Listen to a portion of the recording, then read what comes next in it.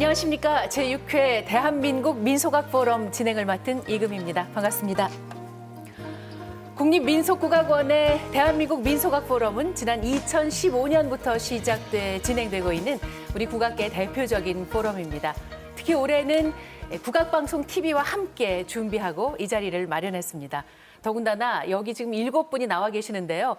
이 7분을 한 자리에 모실 수 있을까? 그 놀라운 일을 저희가 해냈습니다. 우리 문화예술계 각계 당신들이 일하시는 그 분야를 대표하는 분들이어서요. 정말 이분들로부터 들을 만한 이야기 단 한순간도 놓치지 말고 계속 함께해 주시기 바랍니다. 그럼 먼저 한 분 한 분 소개해 드릴까요? 문화유산 지킴이시고요. 이분은 발로 뛰는 그런 활동형 행정가로 유명한 분이십니다. 문화재청의 정재숙 청장님 안녕하십니까? 반갑습니다. 네, 반갑습니다. 어제를 담아 내일에 전하는 문화재청 청장 정재숙입니다. 아, 네, 좋습니다. 언제나 현장에 답이 있다는 생각으로 뛰고 있어서요. 별명이 이동 중입니다. 늘 이동 중. 네. 그리고 바로 그 문화유산이 위기에 처했다 그럼 달려가는 문화재 119 정재숙입니다. 반갑습니다. 네, 오늘도 119 역할 잘해주시기 바랍니다. 그런가 하면 대한민국을 대표하는 판소리 명창이십니다. 이분이 또 예술 행정가로도 아주 열심히 활동하고 계십니다. 그리고 무엇보다 오늘 이 자리를 저희 국악방송TV와 함께 마련을 해주셨습니다. 국립민속국악원의 왕기석 원장님 반갑습니다. 네, 저는 소리꾼이기 때문에 소리로 한번 문을 열어보겠습니다. 이곳이 어디인고 문화예술 전문가들이 한데 모여 국악 진흥을 위해서 논의하는 제6회 대한민국 민속학 포럼이로구나.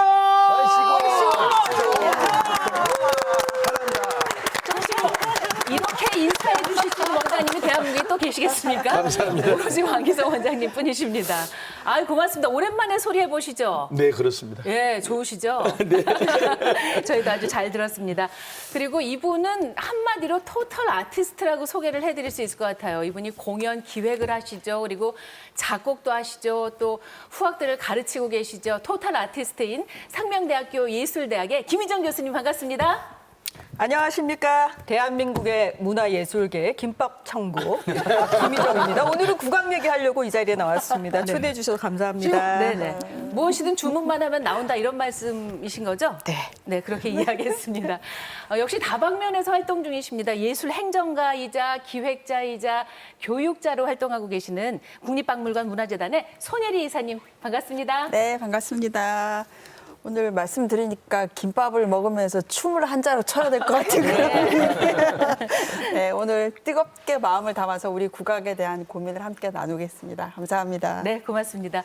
오늘 여기 사실은 전설들이 아주 많이 앉아 계시는데요. 그중에 한 전설을 소개해드리겠습니다. 그래미상을 2번이나 수상하셨습니다. 음향계의 그야말로 살아있는 전설인데요. 사운드 미러 코리아의 황병주 대표님 반갑습니다. 안녕하세요. 국악의 소리에 취해서 정말 그 아름다운 소리를 있는 그대로 많은 사람들에게 전달을 하고 싶어서 아직도 열심히 소리를 담고 있는 사운드 엔지니어 프로듀서 황병준입니다. 반갑습니다. 영화 귀향, 소리꾼 하여간 특화돼서 우리 소리, 우리 전통 소리를 바탕으로 한 그런 영화들을 만들고 계시고요. 그리고 또 잘 알려진 사실이지만 이분이 판소리 고법 이수자십니다. 조정래 감독님. 네, 안녕하십니까. 이렇게 정말 쟁쟁한 분들과 함께 이렇게 같이 있는 것만으로도 너무 떨리고 긴장되고 영광입니다. 저는 북치는 영화 감독이라고 자칭하는 네, 영화 감독 조정래라고 합니다. 반갑습니다. 네, 반갑습니다. 자, 음악 평론가이고 또 국악방송 TV를 보시는 분들에게는 문화엔 공감 진행자로 익숙한 얼굴일 겁니다. 월간 객석의 송현민 편집장 나오셨습니다. 안녕하세요. 오늘의 기록이 내일을 위한 기획이 된다는 신념하에 활동하고 있습니다. 오늘 이 여러분들이 모아주신 여러 가지 기록이 또 내일을 위한 기획을 위한 중요한 자료로 사용되길 바라면서 오늘 열심히 참여하도록 하겠습니다.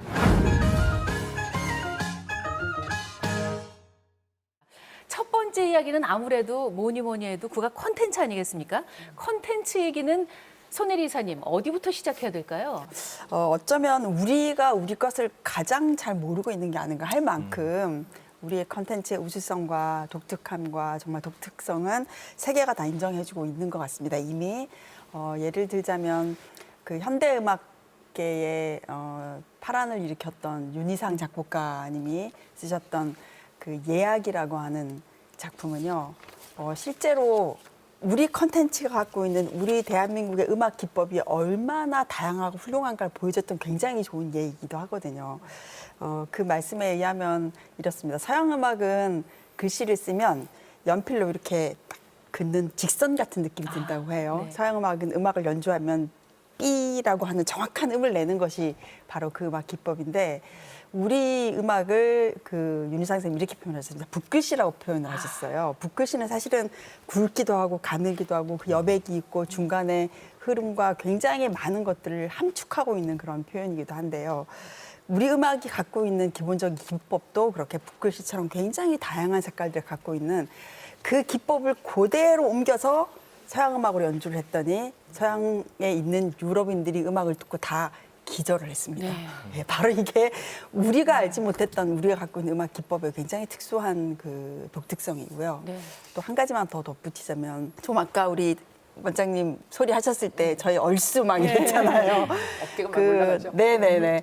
그 전 세계 어디를 가도 사실은 무대에 있는 출연진과 객석에 앉아 있는 관객이 이렇게 얼쑤하면서 추임새를 갖고 호흡을 하면서 만들어가는 음악은 사실은 거의 없거든요. 예, 우리 국립창극단이 파리의 그 최고의 극장이라고 하는 테아트르 드 라빌에 가서 병강세 점찍고 옥녀라는 공연을 할 때 그 무대에서 소리꾼들이 열심히 소리를 하는데 객석에 앉아있는 우리 단장님 또 한국에서 오신 분들이 얼쑤 좋다 이렇게 했더니 관객들이 이게 뭐지? 하고 이렇게 본 거예요. 퍼포먼스인가? 네, 그렇죠. 이 아줌마 뭐지? 그런데 이 호흡이 얼마나 멋지게 맞아 떨어지든지 그 이후의 시간이 2회, 3회, 4회 공연 갔을 때 마지막에는 그 관객석에 앉아있던 파리 분들도 얼씨구 이 소리를 같이 했다는 거예요. 그만큼 그분들이 공연 끝나고 나서 무엇이 가장 인상적이었냐 물어보니까 와, 그 추임새라고 하는 얼씨구 때문에 깜짝 놀랐다.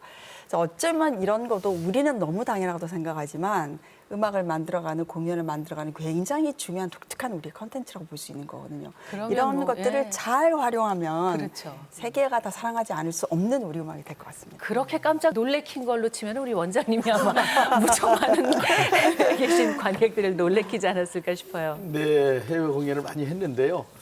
기억에 남는 게 2004년도에 그 심청가 5시간을 베를린하고 함부르크에서 완창을 할 기회가 있었는데 그분들이 굉장히 걱정을 많이 했대요. 과연 혼자서 저렇게 5시간을 하는 것을 어떻게 보고 끝까지 앉아 있을까라고 했는데 저희들이 사설을 독일어로 번역을 해서 이렇게 보여주고 또 추임새도 가르쳐 드리고 했는데 정말 시간 가는지 모르게 그 현지 분들이 추임새 넣어가면서 정말 같이 울고 웃고 했던 기억이 납니다. 근데 이제 그때 5시간을 하고 저는 탈진 상태인데 앵콜을 해달래요. 그래서 제가 사랑가를 또 한 10여 분간 불러드렸던 기억이 나는데 그리고 기립박수를 한 10분 정도. 그때 제가 느낀 게 이 판소리나 창극이 정말 유럽에서도 가능성이 있다라는 생각을 그때 했고 자신감을 갖게 된 계기였습니다. 예. 그 박수 오래 치는 건 유럽 분들이 그죠? 제가 한 47개국 정도 다녔더라고요, 여태까지 보니까. 근데 공연 다니면서 그 중에서 절반 정도는 사실 국악인들하고 같이 다녔습니다. 그래서 오늘 또 손 선생님, 또 왕기석 원장님께서 유럽의 예를 들어주셨으니까 저도 좀 얘기를 해야 될 것 같은데 사실 유럽에서 맞습니다. 아주 반응 좋아요. 그런데 반응 좋을 때마다 저는 약간 의구심을 갖는 게 이분들은 워낙에 문화 다양성에 노출이 워낙 많이 돼 있는 분들이기 때문에 이런 것을 잘 받아들이는가? 또 다른 한면으로는 뭐랄까요? 그러니까 유럽이 갖고 있는 어떤 신기한 거? 그러니까 한중일은 또 동시에 이런 의구심이 드는 거죠. 한중일 문화는 이분들이 과연 분간을 하면서 이걸 좋아하는 것인가? 그냥 신기해서 좋아하는 것인가? 새롭기 때문에. 그러니까 그런 어떤 신기한 게 만약에 거의 뭐 한 99%의 이유라면은 사실 이거를 산업화 시켜가지고 저희가 어떤 새로운 어떤 컨텐츠를 만들어서 이게 지속 가능한 컨텐츠로 가는 건 좀 다른 문제거든요. 그리고 또 저희 이제 해외에서 활동을 하는 이제 국악인들을 보면 조금 안타까운 점이 뭐가 있냐면 유럽이나 미주 지역의 공연에 좀 이렇게 무대가 치우쳐져 있습니다. 그래서 제가 느끼기에 예를 들자면은 남미 같은 데를 가면 전혀 달라요. 베토벤도 마치 무슨 뭐 70년대 디스코텍 음악처럼 연주를 하는 데가 남미거든요. 그런 열정적인 데 가서 저희의 조용한 국악을 한다든가 아니면 또 반대로 독일의 어디 시골의 조그만 소극장에서 조용한 거 좋아하시는 할아버지들, 할머니들 그런 관객들 모시고서 사물놀이 거기서 1시간 동안 연주하면 20분 있다가 나간 적도 있거든요. 그럼 이렇게 관객의 다양성이 있고 문화 권역 그리고 어떤 이제 국가마다 다양성이 있는데 우리가 과연 그것에 대한 충분한 정보를 가지고 있느냐. 그리고 또 이런 것을 정보를 모으려면 사실 저희 젊은 국악인들 많이 내보내야 되죠. 그래서 경험을 통해서 그러한 경험을 축적을 하고 그거 한 개 한 개가 모여가지고 또 전수가 되고 이런 좀 정보화 작업이 좀 중요한 것이 아닌가. 저는 또 우리 거 편을 좀 들어야겠습니다. 교수님. 맞습니다. 사실은 유럽이나 파리 같은 경우에는 워낙 문화 다양성에 대한 수용성이 워낙 좋기 때문에요. 다 재밌어하고 잘 듣기도 하지만 그렇다고 해서 모두 그런 건 아닙니다. 굉장히 냉정하거든요. 그 파리의 그 테아트 드 라빌 같은 경우에는 정말 그 세계적인 현대 무용 또 현대 연극 이런 작품들이 소개되는 굉장히 유명한 극장인데 그 피나 바우시라고 하는 세계적인 무용가. 현대 무용가 전설이라고 하죠. 그분이 그 초연 작품을 그 극장에서 굉장히 많이 공연하셨거든요. 다양하고 새로운 거 좋아하는 파리 관객들이 얼마나 냉정하냐면 초기에 피나 바우시 작품을 보고 관객들이 그 자리에서 우르르 일어나서 다 나가버렸습니다. 도저히 받아줄 수가 없다, 볼 수가 없다. 이거는 다른 거다라고 이야기했습니다. 그래서 우리 그 국립창극단 공연이 끝나고 나서 그 단장님께서 물어보셨대. 우리 공연 어떠셨습니까? 라고 극장 관계자에게 물어봤더니 보시지 않았냐고 아무도 안 일어났다고 아무도 안 나갔지 않냐고.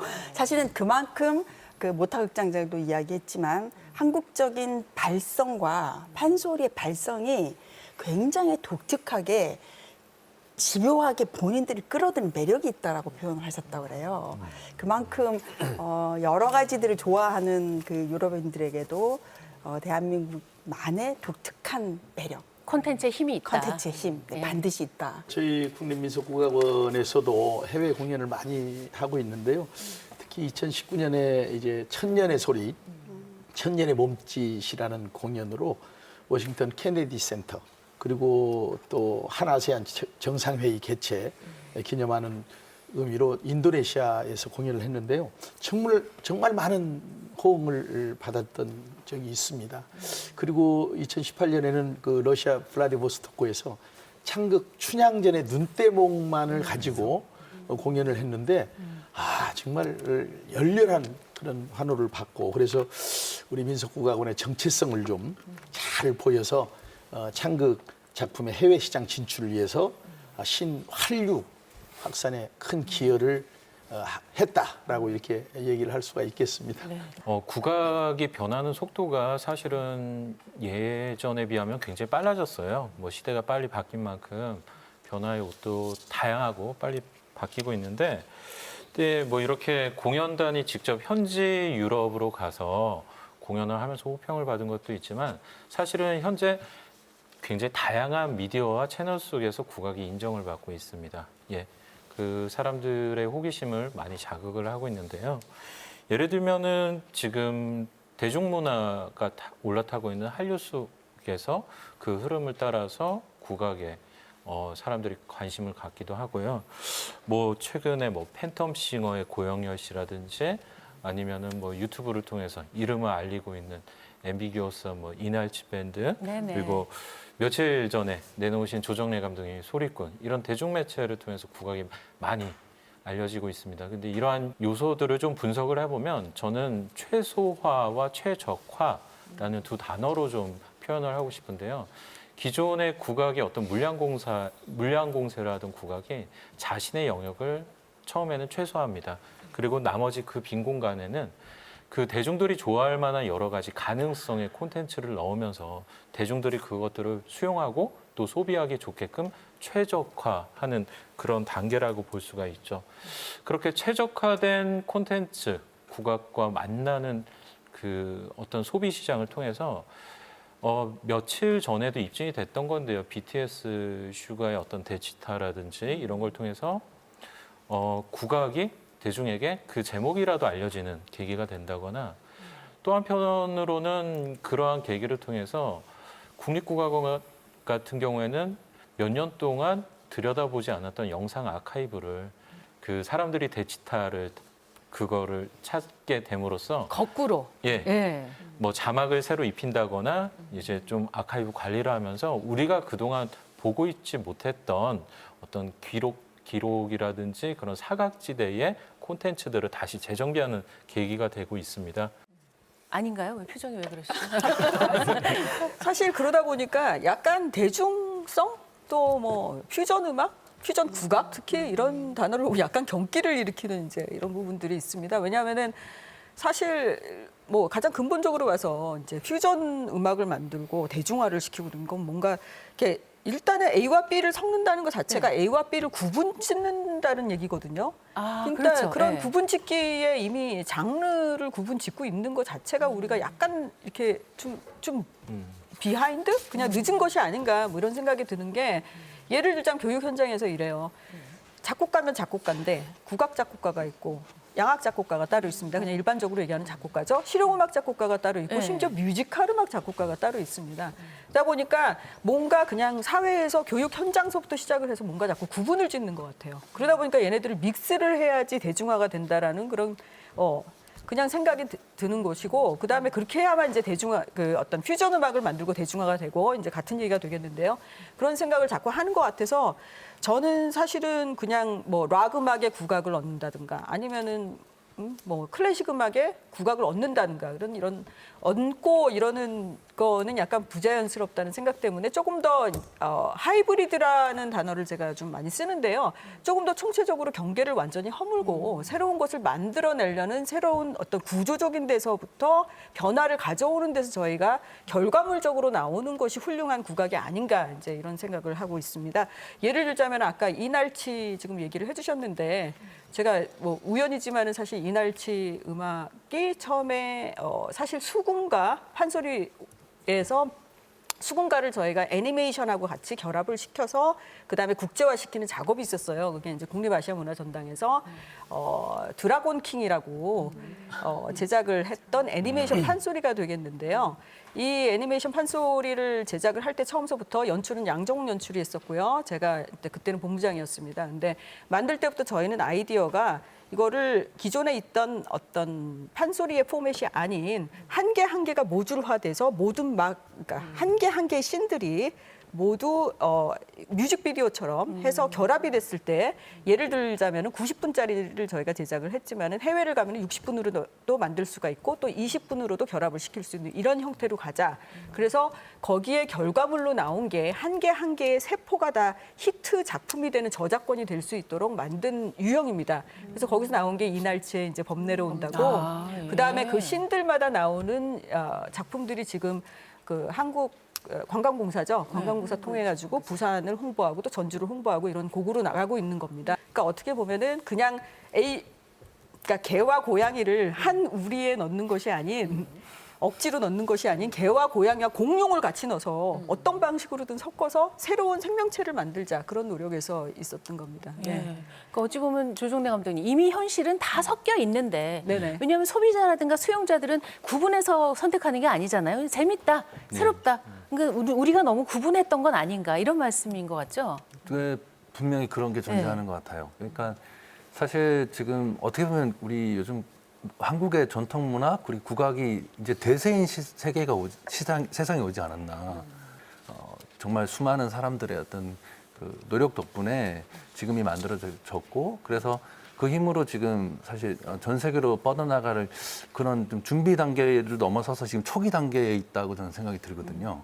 그래서 그러니까 이른바 이제 국악이 대세가 되는 세상이 왔다. 근데 그렇지만은 이제 제가 봤을 때는 이 현실적으로 이거를 만들어내는 창작 주체들, 크리에이터들의 준비는 좀 아직 덜 된 것 같아요. 예. 저는 이제 그런 것들을 이번에 소리꾼 제작하면서 절실하게 느꼈었거든요. 근데 소리꾼 제작할 때 영화계에서는 거의 처음이었다는 얘기를 들었는데 제작하기 전에 이제 보통 고사 지내잖아요. 근데 저희들은 고사 지내지 않고 제가 1시간 가량 프레젠테이션을 했어요. 그래서 이제 제작진 배우들만 모아놓은 게 아니라 모든 스태프들과 배우들 다 모아놓고 1시간 동안 이제 음악을 미리 다 만들어 놓고 그분들께 다 음악을 들려드리면서 그리고 콘티를 가지고 제가 애니메이션으로 만든 다음에 이거를 어떤 식으로 영상화되는지를 갖다가 이제 그분들한테 설명을 했고 또 그런 부분들을 음악 감독인 박성훈 음악 감독이 또 설명을 하는 시간도 가지고 이러다 보니까 이른바 이제 소위 말해서 0점 조정이 되는 거예요.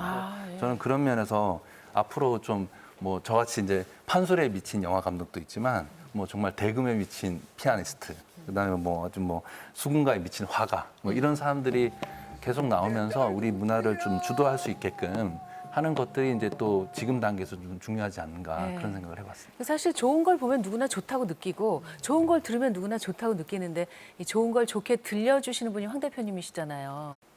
일반 서양 오케스트라나 팝 음악 뭐 이런 것들은 어느 정도 그 미디어나 공연에서 노출된 적이 많기 때문에 일단 어떤 표준이 좀 정해져 있는 것 같아요. 근데 우리 국악은 아직도 살짝의 어떤 실험 단계에 있어서 사실 음향에 있어서는 제가 바라보는 관점은 관객들의 입장에서 관객들이 정말 감동할 수 있는 음향을 만들어줘야 되지 않겠나. 그래서 그 관점으로 바라보았을 때 너무 전기 음향, 마이크에 의존을 하는 경향이 하나가 있고 또 다른 하나는 관객들이 잘 전달되지 않은 상태에서 자연 음향만 너무 고집하는 경우도 있어요. 그래서 어쨌든 관객들이 정말 감동할 수 있는 그런 음향을 전달할 수 있는 비확성 공연장이라든가 아니면은 또 확성을 해야지만 또 감동을 줄 수 있는 그런 공연들도 있거든요. 그래서 그런 전체적인 음향의 어떤 미감을 좀 기르는 게 중요하지 않나. 그래서 그런 부분에 시스템 자체는 소리가 전달되어서 감상자에게 그대로 전달되기 위한 통로에 불과해야 되거든요. 근데 잘못된 시스템의 설계나 어떤 그런 공연장의 설계는 그 시스템 자체가 너무 부각되는 거죠. 그래서 음악이 사람에게 직접 바로 전달되어서 뭔가 감동을 일으키고 더 국악을 듣고 싶고 더 공연장에 가고 싶고 어떤 그런 것들이 될 수 있는 연구와 인력의 어떤 양성 이런 것들이 정말 필요하다고 생각이 됩니다. 근데 그런 것들이 개인적인 차원에서 이루어질 것이 아니라 정말 제도적인 차원에서 송 편집장님 오늘 우리가 고민을 하기 위해서 모이긴 했는데 고민할 게 진짜 많네요. 이게 예. 나누다 보니까. 그 이야기를 들어보니까 대본을 떠난 것 같습니다. 이미 오래전에 떠났습니다. 뭐 한번 정리를 하고 싶은데요. 사실은 뭔가 국악에서 비롯된 대중문화 현상이 인기를 끌 때 거기에 국악이 들어갔기 때문이다라고 자찬하는 경우가 참 많습니다. 근데 이러한 것들을 생각을 해보면은 사실은 우리가 국악의 대중화라든지 세계화라는 어떤 강압적인 슬로건 때문에 뭔가 히트를 쳤었을 경우에 거기에서 이 국악의 요소를 먼저 추출해서 선별하고 또 아까 말씀하신 대로 경계를 지어 생각하는 경우가 꽤 많은데 최근에는 좀 이러한 자세들을 많이 지향하면서 어차피 국악도 여러 예술가가 이끌어가는 판이라면은 예술가로서 최종 지향해야 될 점은 누구나 보았을 때 좋은 작품, 좋아할 작품을 생산하는 것이라고 생각을 하는데요. 그러한 작품을 생산하는 과정에 있어서 참 지금 많이 변하고 있고요. 디테일하게 신경 써야 할 부분들도 많을 것 같습니다. 국악이 유튜브와 동거를 하면서 이렇게 널리 퍼지게 될 거다라는 거는 불과 코로나 이전에 몇 년 전까지만 해도 상상도 못했던 것인데 우리는 유튜브 속에 망명한 국악을 보면서 화질과 음질을 챙겨야 되는 시대가 됐고요. 그런 점에 있어서 이 국악계라는 곳이 어떻게 보면 참 독특한 판이라는 이유가 나라의 정부 지원금의 보조 그리고 여기에 대한 의존율이 굉장히 높은 예술 장르입니다. 그렇죠.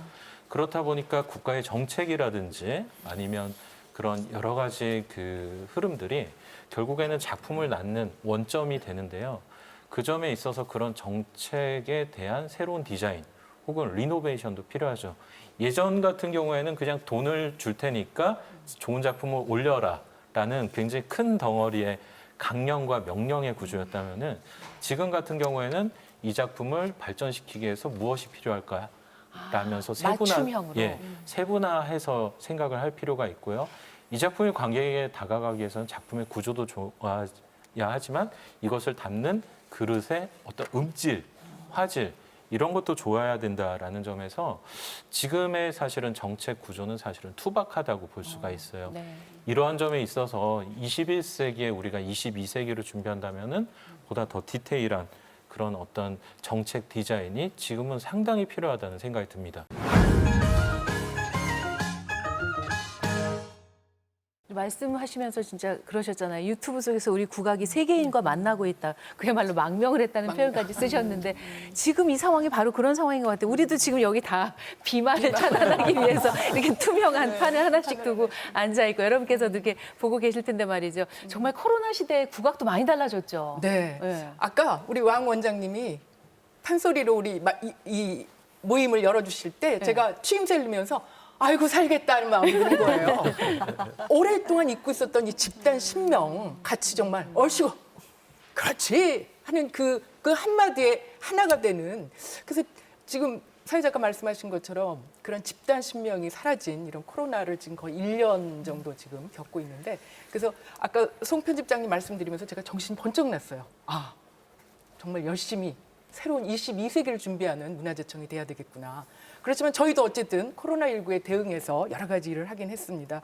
우선 공연이, 무대는 쉴 수 없잖아요. 저는 무대는 계속돼야 된다고 생각합니다. 어떤 방법을, 어떤 그 길을 열더라도 절대 멈춰서는 안 되는 게 공연이라고 생각하기 때문에 저희가 4월 달에는 코로나 극복 기원을 담은 무형유산 나래를 펼치다. 이것도 이제 무관객으로 하긴 했습니다. 온라인으로 했고 여러 가지 뭐 유튜브 채널에서 동시에 생중계도 하고 어떤 때는 발굴 현장까지도 생중계를 해서 굉장히 아니 거의 4,000명이 넘는 분들이 동시간 실시간으로 들어와서 댓글을 달아주시더라고요. 아니 역설적으로 그분들은 너무 보고 싶었던 네. 건데 이런 때가 아니면 언제 보겠어 이거. 이런 그래가지고 코로나19가 오히려 저희에게 새로운 그런 안목, 새로운 어떤 개안을 해주게 하는 게 아닌가 이런 생각을 하고 있고요.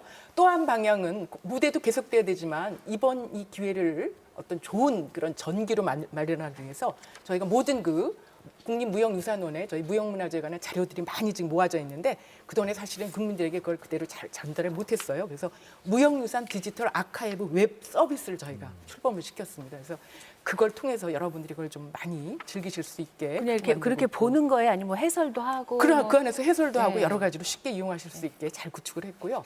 또 이제 외국에 못 나가잖아요. 저희가 옛날에 이제 국립무형유산원에서 여러 가지 형태로 공연이 아까 잘 못 가는 그런 남미라든가 이런 곳에 일부러 이제 공연단을 파견하고 그랬었는데 못 가니까 국내에 들어와 계신 외국인들을 불러 모아서 K 무형유산 페스티벌도 또 열고 그랬습니다. 그래서 저희도 정말 여러 가지로 온라인으로의 망명이든 뭐 새로운 무대 개발이든 뭐 여러 가지 자료의 축적이든 정말 발버둥을 치고 있는데 제가 최근에 그 유네스코에서 7월에 과학의 힘으로 문화와 과학의 힘으로 코비드19를 물리치자 이런 그 새로운 넥스트 노멀 프로젝트를 시작을 했어요.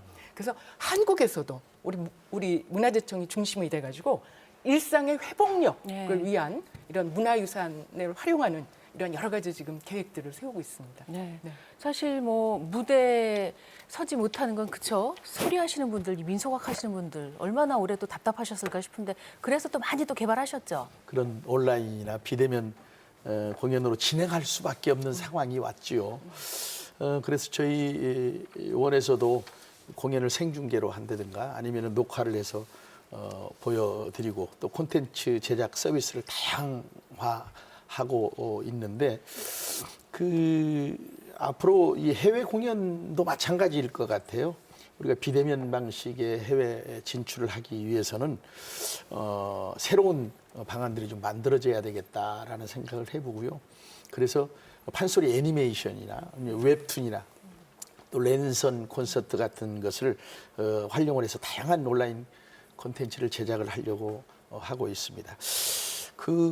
그러나 또 가장 중요한 것은 우리 음악, 특히 소리나 창극은 현장성이거든요. 아, 그렇죠. 현장성이 가장 중요한 것이기 때문에 오히려 이 코로나 상황을 좀 계기로 해서 그동안에 대형 작품 위주로 만들어졌던 창극이나 기타 작품들이 이제 좀 소규모해서 그래서 작은 창극 같은 것들이 좀 많이 만들어져 가지고 지방이나 또 순회 공연 또 해외 공연까지도 할 수 있도록 그렇게 발전할 수 있도록 나갈 필요가 있다 이렇게 생각을 해봅니다. 지금 원장님 말씀 들어보니까 황 대표님 이렇게 아까 말씀하신 게 바로 그런 거죠. 이렇게 공연 규모나 그 현장 분위기 따라서 어떤 건 자연음 그대로를 전하고, 네. 그렇죠. 어떤 건 확성을 통해 그 말씀하신 거죠. 네, 그렇습니다. 네. 그 규모나 음악 장르나 어쨌든 그 음악이 말하고자 하는 거를 적절하게 감동을 주기 위해서 시스템을 가급적이면은 시스템이 드러나지 않고 음악 자체가 드러나서 감동을 줄 수 있는 그런 환경을 만들고 연구를 해야죠. 갑자기 궁금증이 드는데 만약에 온라인 환경이 이렇게 좋아져서 컨텐츠가 점점 좋아지면 관객들이 극장을 찾게 될까요? 뭐 이런 극장을 오히려 더 오게 될까요? 혹은 극장을 찾게 될까요? 이런 이제 우려가 들면서 결국에는 잠깐만요. 두 개가 그러면 존립을 같이 하면 그래도 극장을 찾을 것이다. 저 손 한번 들어. 그래도 찾을 것이다. 유인책이 되죠. 유인책이. 그러니까요. 직접 보고 교수님. 싶다. 예. 그 화면으로만이 아니고 직접 보고 싶다. 그런데 그러니까요. 그런 어떤 공포감들이 있는 것 같아요. 예를 들어서 영상화를 하거나 아니면은 미디어를 만들어 놓으면 그걸로 다 보여주면 공연장 안 온다 이렇게 걱정하시는 분들이 있는데 절대 아니라고. 사실은 제 경험상 잘 만들수록 더 많이 공연적으로 가는 걸 볼 수 있습니다. 그 얘기 하시는 거죠, 지금. 네네. 또 사실은 또 갑자기 걱정이 되는 건 창작자의 권리는 그런 어떤 방식으로 지키게 되는 게 이게 블렌디드가 되면은 제가 볼 때 시스템 자체가 전혀 새로운 시스템으로 들어가기 때문에 저희가 지금 현재는 코로나 시대가 뭐 언제까지 빨리 끝나기를 바랍니다만 거기까지 갈 때까지 생각을 해서 지금 온라인만 걱정을 해야 되는 것이 아니라 동시에 이 블렌디드 환경에 갔을 때 우리가 어떤 권리 문제나 아니면은 홍보 문제나 아니면은 제작 문제에 대해서 어떻게 고민을 해야 되는지를 요 다음 회에 저희가 이 자리에 다시 모이면 아니 굉장히 그 고민까지 굉장히 그러니까요. 해야 중요한 될 것 문제 같다라는 제기세요. 지금이 그 생각이 시점이 듭니다. 아닌가 하는 생각이 들거든요. 네네네. 네. 그리고 저는 뭐 사실 해외 얘기를 하기 전에 조금 이제 올해 상반기 같은 경우 조금 섭섭했던 부분들이 사실 국공립 기관들이 제가 볼 때는 전시 쪽에서는 오히려 좀 더 빨리 어떤 이 상황에 준비를 해서 이제 맞는 방역 지침이라든가 이런 거를 좀 더 재빠르게 이렇게 움직였다는 생각이 드는데 사실 국공립 기관이 할 일이 그런 것들이잖아요. 그러니까 빨리 방역 지침, 극장 방역 지침 같은 거를 좀 만들어서 조금 더 관객이 공연을 일찍 우리가 좀 더 빨리 극장으로 돌아갈 수 있는 그런 상황이 되고 그리고 많은 극장에서 사실 대관 공연 같은 거 취소를 했었는데 그런 상황을 좀 막았어야 되는 것이 역할이 아니었나 뭐 이런 좀 약간 안타까운 마음이 들고요.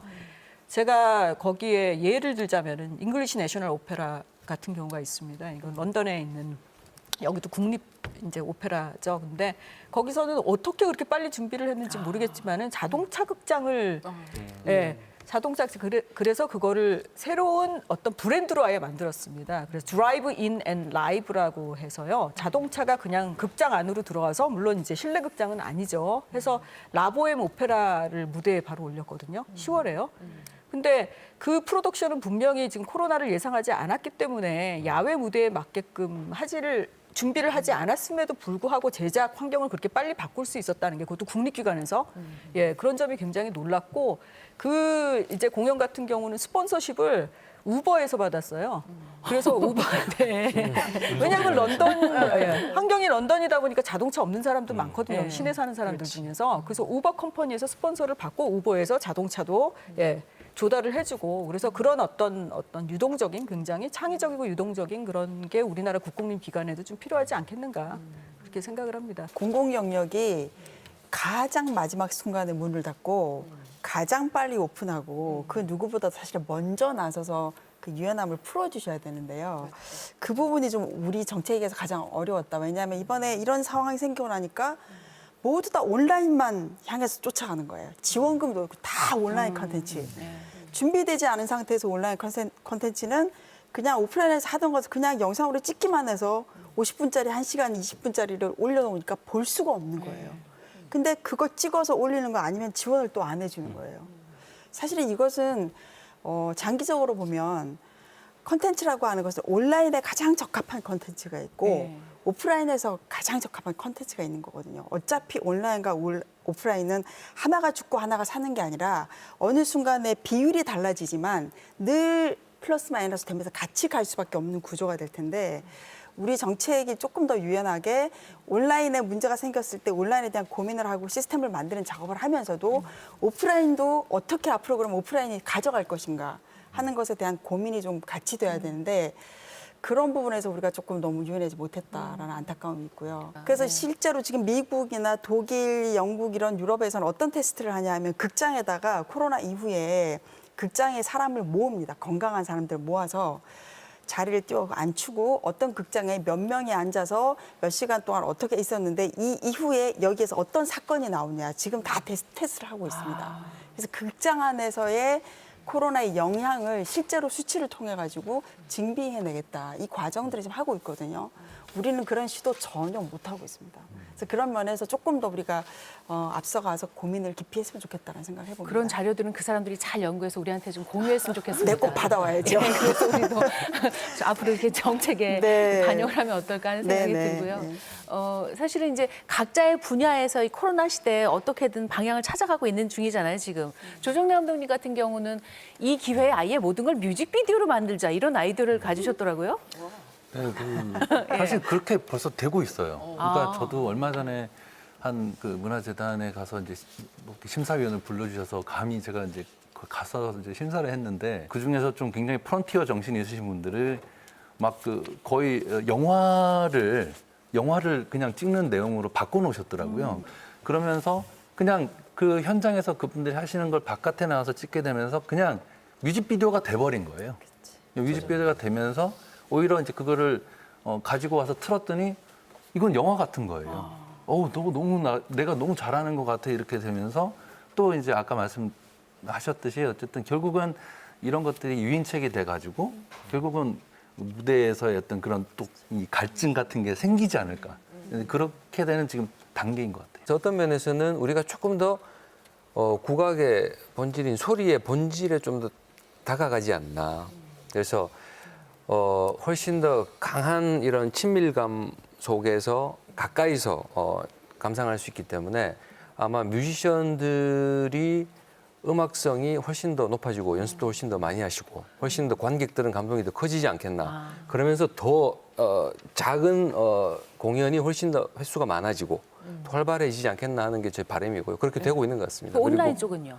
예, 그래서 그런 부분들도 이 사실 그간의 그 영상들도 그렇고 미디어들을 보면 굉장히 약간 거품이 들어가 있는 아주 크게 하고 많게 하고 그런 것들이 주종이었는데 우리 어떤 면에서는 굉장히 기본으로 돌아가서 훨씬 더 긴밀하고 진짜 우리 국악의 소리를 정확하게 느낄 수 있고 마치 앞에서 보는 것 같은 그런 어떤 컨텐츠들이 많이 만들어지는 시도들을 많이 하고 있는 것 같아요. 그래서 어떤 면에서는 큰 공연들이 많이 못 올라가서 좀 안타까운 부분이 있긴 하지만 또 어떤 면에서는 굉장히 많은 작은 공연들이 훨씬 더 퀄리티 있게 양질의 콘텐츠들이 많이 생기지 않겠나 그렇게 예상하고 있습니다. 저도 지금 월간 객석이라는 책을 한 달에 한 권씩 뽑아내고 있는데요. 사실은 1월 20일에 국내 첫 코로나 확진자가 나오면서 공연계가 급속도로 동결이 됐어요. 원래 저널리즘의 생리를 보면은 1월에는 올해 기대되는 공연들을 그런 소식들을 전하는데 바쁜데 취소되고 있는 공연 소식들이 이미 1월과 2월에 그 전월을 다 지배합니다. 근데 제가 좀 한번 정리를 해보자면은 지금 뭐 이 한마디를 드리고 싶어요. 잃은 것은 오프라인이요, 얻은 것은 온라인이다라는 말로 좀 압축을 하고 싶은데요. 사실은 온라인에 대한 준비가 아예 없었던 것은 아니었습니다. 근데 전 세계적으로 봤었을 때 코로나가 터지고 나서 온라인 콘텐츠에 대한 기획부터 제작이 이렇게 굉장히 시급하게 진행된 나라는 우리나라밖에 없는 것 같아요.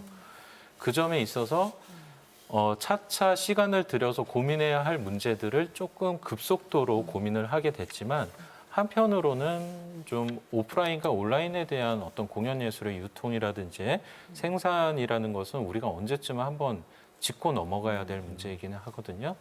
근데 여기에서 뭐 얻은 것은 온라인 문화라고 하지만은 사실은 잃어버린 것들을 좀 생각해 볼 필요도 있어요.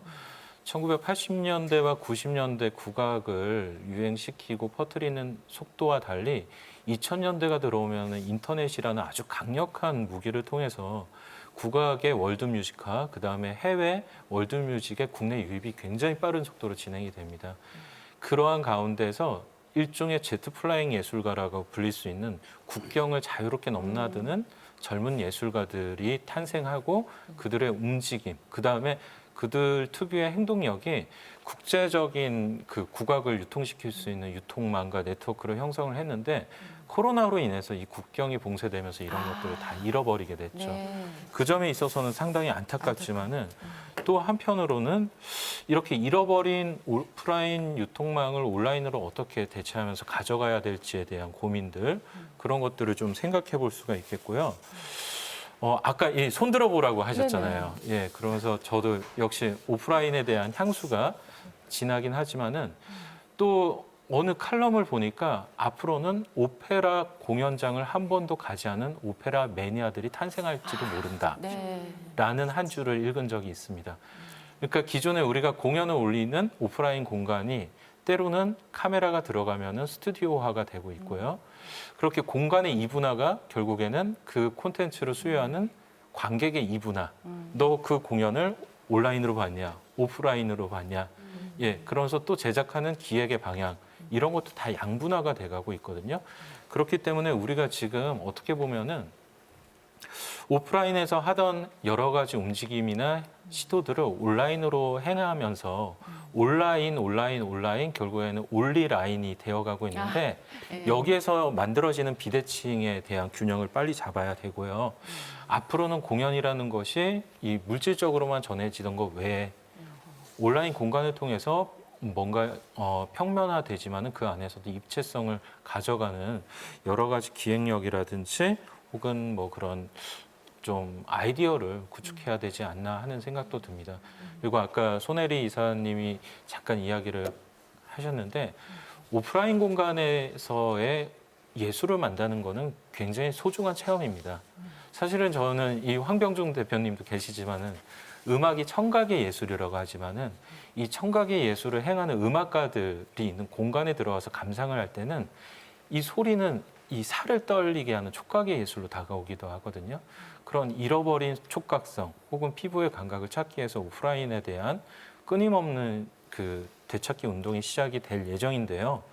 한편으로는 독일에서 이러한 보고서도 나왔어요. 베를린의 오케스트라와 그 시에 있는 의사협회가 같이 해가지고 어느 정도 간격을 두었을 때 이 비말이 튀지 않나 라는 그런 뭐 엑스레이도 찍어보고 그러한 그 보고서들이 하나 둘 나오면서 우리가 잃어버린 공간을 찾고 있는데 국내에서도 사실은 너무 온라인으로만 치우쳐진 여러 가지 시도와 모색들이 잃어버린 공간을 되찾기 위해서도 진행이 되어야 되겠다라는 생각이 듭니다.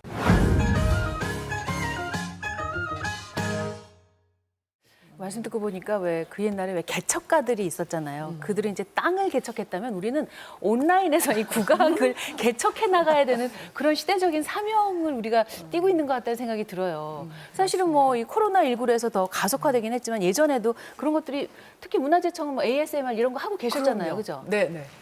이제 물론 이제 어떻게 보면 잘 맞아 떨어졌는데 시기하고 저희가 차근차근 준비했던 몇 가지 방향 중에 하나가 이제 무장애. 장애인들을 위한 장애인들이야말로 정말 제대로 잘 즐기실 수가 없잖아요. 그래서 증강 형식 AR이라든가 VR이든가 이런 것들을 활용을 해서 5G 우리나라 또 IT 강국이잖아요. 그래서 저희가 이제 창덕 아리랑이라고 창덕궁을 직접 가지 않으시더라도 앱을 깔면 5G로 그 해치를 따라서 구석구석 다 이렇게 직접 보는 듯한 이런 거라든가 또 이 시대 정말 어려운 분들을 위해서 ASMR 자율감각 쾌락 반응. 그래서 저희가 명주짜기를 그냥 아무 설명 없이 그 음향, 그 어떤 비디오하고 음향만 틀어드렸는데도 그게 지금 220만이 넘는 이렇게 많은 분들이 그걸 즐겨주셨어요. 그래서 저희가 문화유산 채널을 통해서 여러 가지를 지금 실험을 하고 있는데 또 하나 아주 중요한 게 뭐냐면 이 여러분들 너무 잘 아시지만 문화재청이 매일 욕먹는 게 있어요. 니네는 왜 이렇게 일을 느리게 하니? 미륵사지 보고 나는데 20년 걸렸거든요. 그건 나 못 보고 죽네. 그리고 거기 사실 할아버지가 저한테 하소연을 하셨는데 이 새로운 이런 그 AR나 VR을 이용하면 저예산으로도 충분히 할 수 있는 게 저희가 이제 돈이문 재건인데 서대문이라고 흔히 부르는 그 돈이문이 없어요. 남대문, 저희가 숭례문이라고 그러는 동대문, 북정문, 북대문은 있는데 서대문이 없어졌어요. 이게 일제시대에 회철을 해버렸어요. 일제강점기. 그걸 저희가 복원하려고 사대문은 있어야 되니까 노력을 했는데 계산이 안 나오는 거예요. 거기 그 교통 문제라든가 예산만 해도 뭐 수백억, 수천억이 드는데 그걸 저희가 6억 5천만 원에 네, 증강현실로 다 복원을 했습니다. 그래서 그 키오스크로도 보실 수 있고 앱으로도 보실 수 있고 그래서 이 코로나 시대라는 게 저희가 그전부터도 물론 문화재청은 준비를 해왔지만 더 강력하게 이런 무장애라든가 어떤 그 복원의 이런 그 과학기술화 또 정말 일종의 평등하죠. 모든 국민이 가깝고 손쉽게 평등하게 즐기실 수 있는 이런 일을 하는데도 이 코로나19가 긍정적인 어떤 영향을 끼치기도 했다는 생각이 듭니다. 그 지금 말씀 들으니까 황 대표님 왜 요즘 젊은 사람들이 불멍 그래서 가만히 캠프파이어 같은 데 가서 네. 이렇게 불만 보고 있다 그러잖아요. 그런 네, 것처럼 소리멍도 있을 것 같아서 소리멍 있어요. 이런 좋은 소리를 깜짝 가만히 놀랐어요. 듣고 있는 거. 아니 그죠? 명주 네, 그 소리 듣는 226만이 그걸 네. 사람들은 항상 컨텐츠에 대한 갈망이 있거든요. 감동받을 준비를 하고 있는데 사실은 저희가 조금 그 갈망이나 어떤 그런 것들에 대해서 반응이 조금 느린 것 같아요. 그래서 저는 그런 것들 생각해 볼 수 있을 것 같아요. 그러니까 문화재청에서 AR, VR 그런 것들은 굉장히 개인적인 디바이스로도 구현이 가능하잖아요. 맞습니다. 예. 근데 거기에는 제한이 조금 있을 수도 있기 때문에 어떤 면에서는 조금 더 실제보다 더 실제 같은 예를 들어서 우리가 아주 아름다운 자연을 볼 때, 뭐 설악산을 본다 그럴 때 저희가 그 도달할 수 있는 위치는 한정적이잖아요. 그렇지만 드론이라든가 항공 촬영을 하게 되면 굉장히 뭐 그 4K 이런 고화질 카메라를 들이대면 훨씬 더 우리 육안으로 볼 수 있는 것보다 훨씬 더 실감나게 실제보다 더 실제를 즐길 수 있단 말이죠. 그래서 국악 콘텐츠들도 그런 어떤 국가기관에서 예를 들어서 송광사의 새벽 예불이라든가 성덕대왕 신종소리라든가 너무 좋겠어요. 예. 생각만 해도 좋아요. 또 정말 사물놀이 이런 것들을 고음질 고화질로 이거는 어떤 상업 극장 정도의 감동이 아니라 조금 이건 개인적으로 할 수 있는 부분들은 아닌 것 같아요. 그래서 그런 부분들이 좀 투자를 해서 뭐 예를 들어서 우리 젊은 세대들이 국악을 향유할 수 있도록 강남이나 홍대나 이런 곳에 그런 것들을 정말 아까도 우리 컨텐츠를 만들어서 직접 공연장에 가고 싶게 유인을 하듯이 똑같이 우리 문화유산이라든가 국악을 직접 가서 체험관. 그런 체험관 같은 것들을 몰입할 수 있는 체험관 같은 것들을 좀 만들고 거기에 걸맞게 정말 그런 것들이 젊은 세대 혹은 또 이제 앞으로 코로나가 끝나면 해외 분들이 오셨을 때 그런 것들을 공항이라든가 그런 적재적소에 배치를 해서 그걸 보고 정말 가이드를 받아서 실제로 그 공간에 가서 우리의 국악을 향유할 수 있는 그런 것들을 좀 만들었으면 좋겠다. 그런 생각을 해봅니다. 지금 벌써 머릿속에 예산 짜고 계신 거 아니에요? 제가 지금 저기 오늘 정말 이 6분이 해주신 얘기를 다 지금 메모를 하고 있는데 내일부터 이거 일일 다 하려면 큰일 났습니다. 저는 아까 제 청장님께서 그 서대문 복원을 말씀하시길래 제가 그 바로 옆에 살거든요. 그래서 이게 집값에는 어떤 영향을 미치나. 부유 증강 현실이지만 어떻게는 아직 연구 결과가 안 나왔습니다. 아니 근데 저는 개인적으로 코로나19라는 호칭과 이 존재가 우리 전통 예술계를 굉장히 많이 바꾸고 예, 계기가 된다는 점에서 한때 칼럼에 이런 코로나 119가 아닌가, 예, 긴급 구조 요청을 하는 그런 경종의 시대가 아닌가 하는 생각도 들기도 했었습니다. 그러니까 우리가 생각은 하고 있는데 막상 닥치자니까 여태까지는 그냥 미뤄뒀던 걸 예. 급하게 이렇게 해결하게 되는 경종을 치는 그런 그런 시대가 경종을. 아닌가. 예. 예. 크리에이터 조 감독님 뭐 하세요? 지금 막 아이디어 나오고 있는데 크리에이터로서 그러니까 방금도 말씀하셨던 진짜 코로나 119라는 말이 실감이 날 정도로 그러니까 이게 그러니까 본물처럼 또 진짜 본물처럼 보물 같은 것들이 쏟아져 나오는 거예요. 근데 이게 그 중에서 하나가 저는 전통과 국악이라고 저는 생각을 해요. 그러니까 뭐 저같이 사실 북에 미치는 판소리에 미치는 영화 감독이니까 끊임없이 그런 것들을 해왔던 사람이 억울할 정도로 그러니까 막 갑자기 막 치고 달려오는 막 10대, 20대들의 컨텐츠를 보면은 완전 가서 제가 정말 배워야 될 정도로 이 사람들은 그거를 하나의 소재적인 측면에서 이게 쉽게 받아들이는 거예요. 근데 다만 아까도 말씀드렸다시피 이런 것에서 나왔기 때문에 그런 부분들이 이런 기획자들이나 창작자들한테 잘 전달이 되고 같이 공유할 수 있는 시스템이 있으면은 얼마나 좋을까.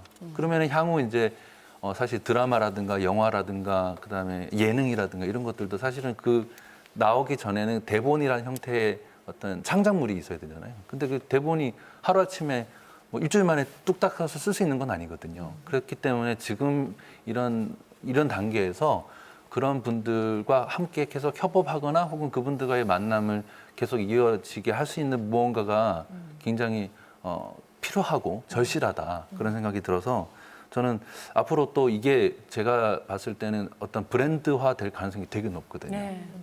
저는 사실 제6회 대한민국 민속학 포럼 이제 준비하고 여러분 모셔서 우리 국악 진흥을 위해서 국립기관에서 어떤 역할을 해야 되나 얘기하는데 코로나19 때문에 분위기 침울할까 봐 걱정했거든요. 너무 오래 우리가 다 힘들어가지고. 근데 지금 오히려 더 막 할 일이 많아지고 아이디어는 더 막 샘솟고 어우 시간이 부족하지 않나 이런 생각이 듭니다. 그럼 계속해서 얘기 이어갈까요?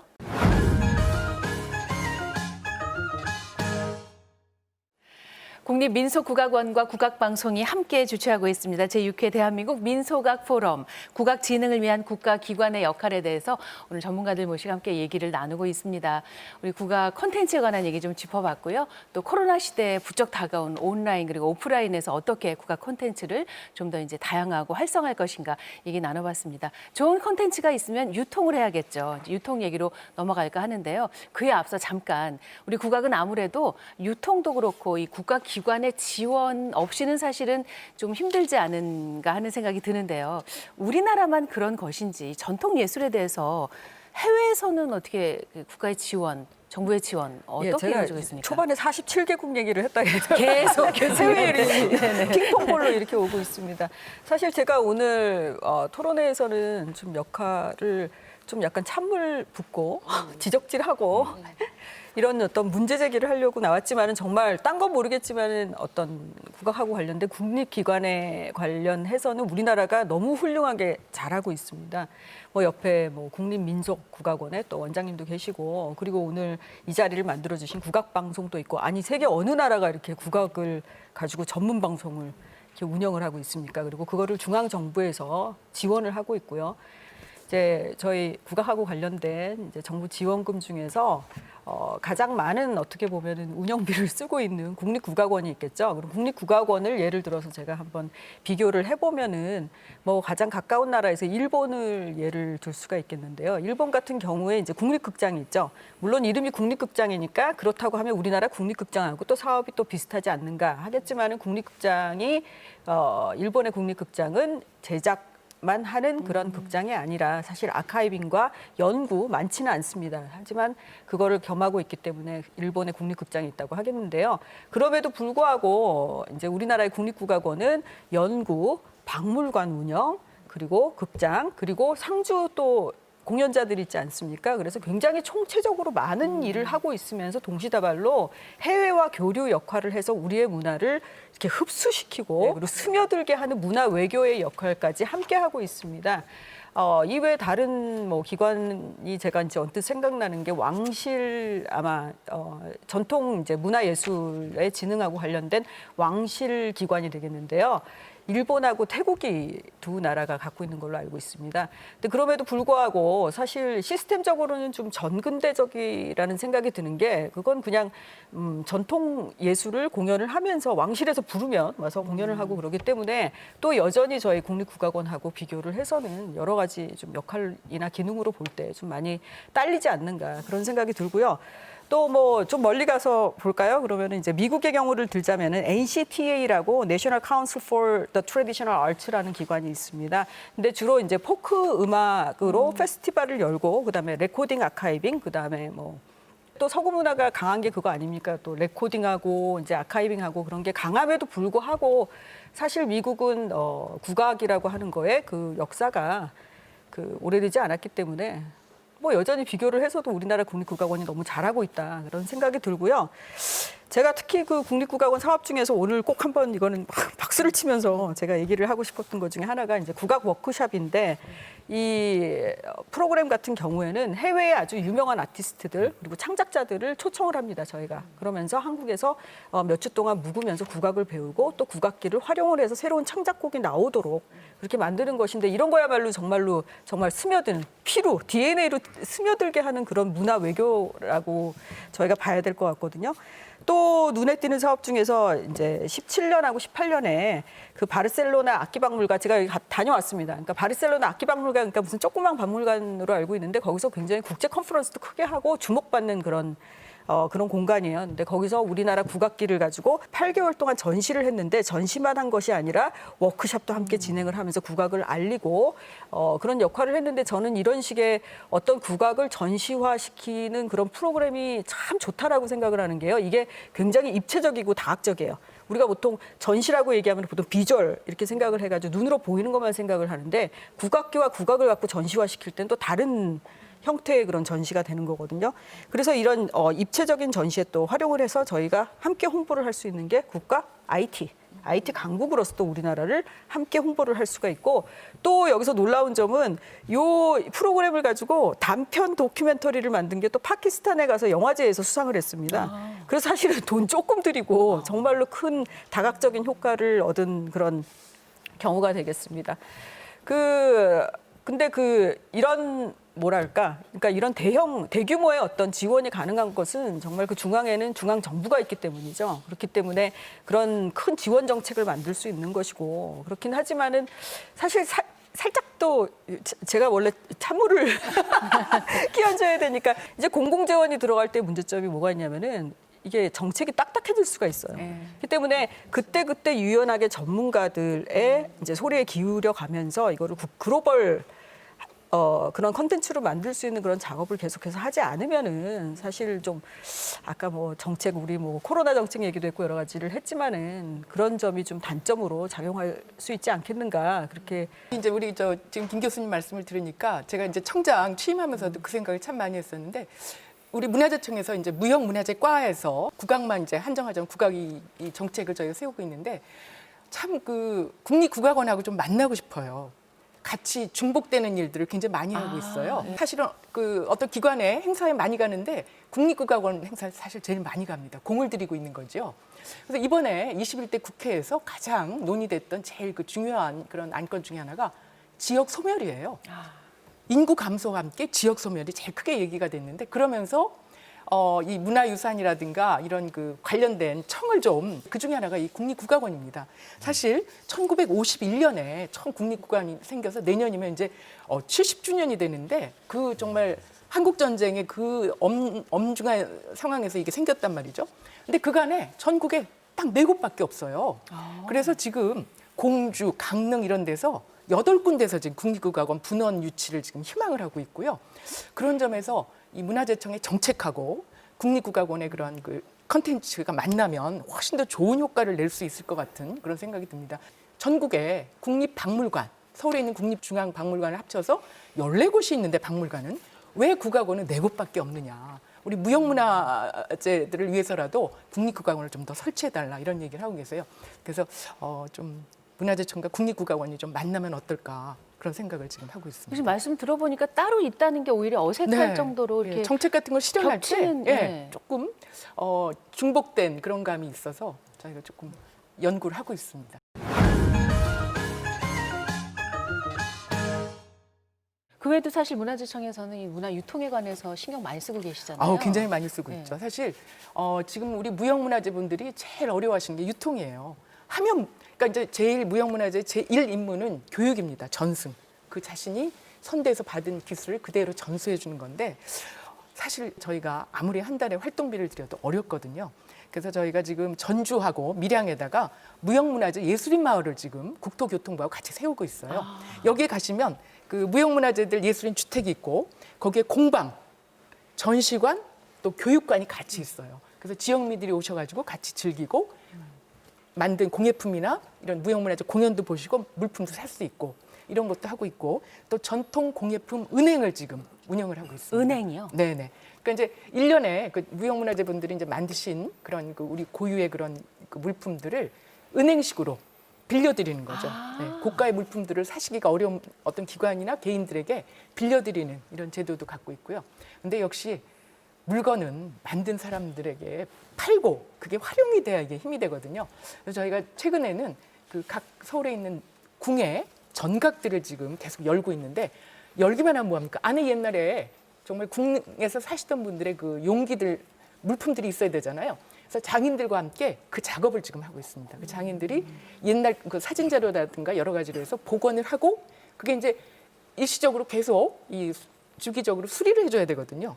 그런 것까지 장인들과 함께하는. 그래서 요새 굉장히 그 뿌듯해하는 장인들이 많으세요. 이런 것들까지 포함해서 열심히 지금 유통을 좀 구조 개선하려고 노력하고 아니 있습니다. 그런 것들을 젊은 사람들이 좋아하는 그런 뭐 요새 굿즈 이런 얘기도 많이 그렇죠. 해요. 그렇게 만들어서 최근에 네. 국립중앙박물관에서 그 굿즈를 개발을 했는데 그 우리나라 청자를 그 주제로 한 그 셀폰 그 커버하고요. 또 그 이어폰 넣는 이런 상자들 그게 아주 대박을 쳤어요. 그래서 저희가 이제 그 감각 젊은 그 디자이너들의 감각과 장인들 무형문화재의 그 원형 보존 이 두 가지를 묶어서 잘 연결하면 정말 좋은 새로운 시대의 이런 그 원형과 새로운 감각의 만남 이런 좋은 유통 구조가 이루어질 것 같아서 그쪽도 지금 신경을 쓰고 있습니다. 그러니까 어찌 보면 국립기관이 해야 하는 역할 중에 하나가 그런 플랫폼이 돼주는 것, 네, 서로를 맞습니다. 연결시켜주는, 네, 네. 예, 이어주는 것. 그러니까요. 예, 그런 역할을 하시는 것 같은데 왕기성 원장님도 사실 국립민속국악원도 그런 역할을 하고 계시죠? 네, 그렇습니다. 저희 국립민속국악원이 민속음악을 중심으로 활성화시키라는 미션을 안고 만들어진 기관이기 때문에 저희가 가장 대표적인 사업 중에 하나가 대한민국 판노름이라는 그런 프로그램이 있습니다. 여기에서는 정말 우리나라에서 만들어지는 가장 퀄리티 있는 작품들, 창극뿐만이 아니고 국악을 소재로 한 작품들을 한데 모아서 이렇게 축제 형식으로 공연을 하고 있는데요. 이게 이제 창극 활성화를 위한 플랫폼 역할을 하기 위해서 만들어진 것이고요. 제 개인적으로는 모든 창극, 우리나라에서 만들어지는 정말 좋은 모든 창극과 국악 소리극들은 다 남원으로 좀 모였으면 좋겠다라는 욕심을 가지고 있고요. 그래서 내년부터서는 좀 공모를 더 확대해서 더 많은 팀들이 참여할 수 있는 기회를 좀 드리려고 하고 있고요. 더 나아가서는 해외의 좋은 그 극들을 또 초청을 해서 같이 함께 놀 수 있는 그런 세계 전통극 축제를 좀 만들고 싶어요. 아까 김희정 교수님께서 유럽보다도 우선 이렇게 가까운 아시아권부터 좀 했으면 좋겠다라고 그런 말씀을 해주셨는데 제가 2000년에 베세토 연극제가 있죠. 그땐 진짜 그런 거 많이 했어요. 베세토 많이 했습니다. 예. 그때. 근데 제가 그때 직접 참여를 했는데 춘향전을 전바탕을 가지고 1부, 2부, 3부로 나눴어요. 그래서 1부는 우리 창극으로 만들고 네. 2부는 이제 중국의 월극으로 만들고 3부는 일본의 가부키로 했는데 각자 다른 내용이 아니에요. 우리 한국 창극은 초반부터 이별가까지 그 다음에 또 신관사 또 내려와서 그 춘향의 고난 부분은 중국 월극으로 나머지 출도까지 부분은 가부키로 근데 정말 반응도 좋았고 그래서 이렇게 어우러질 수도 있겠구나라는 생각을 해서 앞으로는 좀 그런 데 좀 중점을 두고 좀 추진을 해볼 생각입니다. 저기 송평지장님 이런 공연 보신 분들은 진짜 재밌으셨을 것 같아요. 저는 그때 봤습니다. 어떠셨어요? 글쎄요, 그 판소리의 서사를 그렇게 동양 삼국에 베세토가 베이징의 배, 네, 그 서울에 네, 도쿄. 그리고 도쿄 그렇게 만날 수 있다는 점에서 참 좋았고요. 그 당시에 베세토 문화를 통해서 형성되는 어떤 정치 경제 교류의 변화 같은 것도 좀 체감할 수 있었던 시간이었던 것 같아요. 네. 예. 이런 식으로 자꾸 시도를 하는 것이 정말 중요하다 싶어요. 예. 그 약간의 좀 뭐 말장난이 될지도 모르겠지만은 제가 그 전통과 유통과 소통 그리고 진통 이 네 글자에 대해서 늘 생각을 해보거든요. 그러니까 결국에는 유통과 소통되지 못하는 전통은 뭔가 진통을 겪을 수밖에 없다라는 이야기인데요. 특히 지금의 어떤 네트워크망이 내외적으로 커지면서 이 유통에 대한 필요성은 굉장히 중요하게 대두되고 있는 현실입니다. 근데 그 유통망의 구조를 두 가지로 본다면 하나는 국가기관 대 국가기관의 어떤 공식적인 MOU를 통한 유통이 있고요.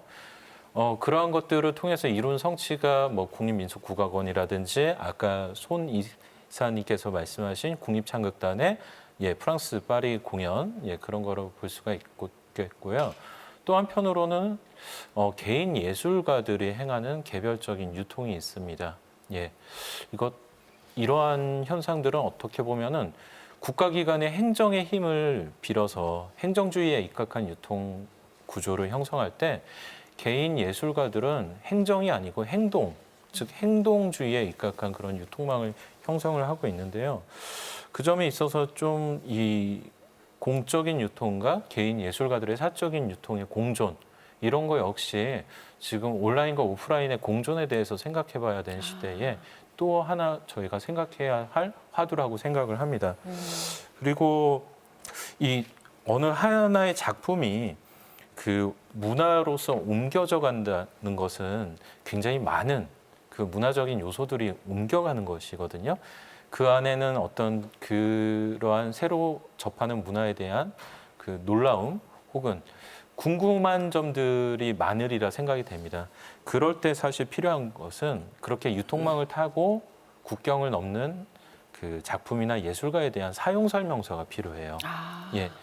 그 결국에는 텍스트를 생산을 해야 되는데 그 점에 있어서 기존의 국악계가 참 챙겨오지 못했던 게 어떤 언론의 기능 같은 겁니다. 언론이라는 것은 처음 접하는 이국적인 사물이나 현상에 대해서 나름대로 그것을 이해하고 수용할 수 있는 사용 설명서와도 같은 것인데요. 국악은 그냥 가가지고 성취했다라는 그런 한 줄의 영광스러운 슬로건만 가져오지 그게 그 나라의 어떤 언론을 통해서 또 하나의 새로운 문화로 안착을 한다거나 그로 인해서 우리가 얻은 것이 무엇인지에 대한 정확한 리뷰는 진행이 되지 않았던 것 같아요. 이러한 점들은 결국에는 언론에 대한 재정비는 홍보에 대한 재정비로도 가능하고요. 그럼으로써 그 문화를 받아들이는 그 외국 사람들이라든지 아니면 새롭게 국악을 접하는 사람들이 이러한 좀 지식을 보다 더 체계적으로 가질 수가 있거든요.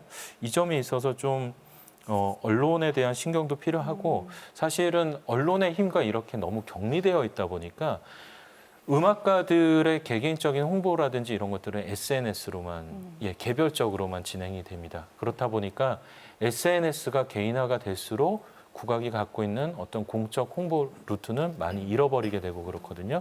그 점에 있어서 우리가 유통에 대해서 좀 입체적으로 그동안 바라보지 못했던 것들 여러 가지를 생각해 볼 필요가 있습니다. 어찌 보면 그 손 이사님 사실은 그동안은 유통 자체가 워낙 뭐랄까 소규모였고 정말 아름아름이고 정말 그 애호가들 사이에서 이렇게 작았다면 이제는 정말 세계로 온라인으로 이렇게 뻗어 나가야 하기 때문에 지금 이 시점이 고민해야 될 시점인 것 같아요. 맞습니다. 굉장히 중요한 지금 시점인 것 같은데요. 저희가 제가 전통공연예술진흥재단에 있으면서 가장 안타까웠던 게 뭐냐면 왜 우리 소리와 우리 것들이 이렇게 좋은데 아무도 모르는 저 멀리 극장 가서 숨겨져 있는데 억지로 찾아가가지고 힘들게 가야만 볼 수 있는 것으로 우리 것들이 지금 이렇게 만들어지고 있을까, 유통이 되고 있을까 그런 게 굉장히 안타까웠어요. 그래서 저희가 사실은 이제 온라인 플랫폼에 대한 이야기를 요즘에 굉장히 많이 하지만 오프라인에서 우리 것을 어떤 방법으로 가도 만날 수 있는 우리의 오프라인 플랫폼이 필요하다는 생각이 굉장히 많이 들었었거든요. 저희가 그때 시도했던 게 뭐냐면 국립중앙박물관은 교육을 위해서 늘상 부모님이 아이들을 데리고 항상 찾아오는 공간입니다. 그렇죠. 그곳에 가면 우리 국민들이 늘 그 공간이 좋아서 거기서 만나고 또 그 박물관 보물들을 보고 하는데 저희가 이제 그 부분에 창화를 했습니다. 우리 국악을 좋아하는 사람은 굉장히 적고 또 국악이 모일 수 있는 공간은 굉장히 작은데 오히려 열려있는 큰 공간 안에 우리가 갖고 한번 들어가 보자. 그래서 박물관장님을 찾아가서 저희가 이제 설득을 했습니다. 여기는 대한민국의 유형의 보고들이 모여 있는 굉장히 중요한 상징적인 곳이니까 우리가 무형의 보고로 갖고 들어오겠습니다.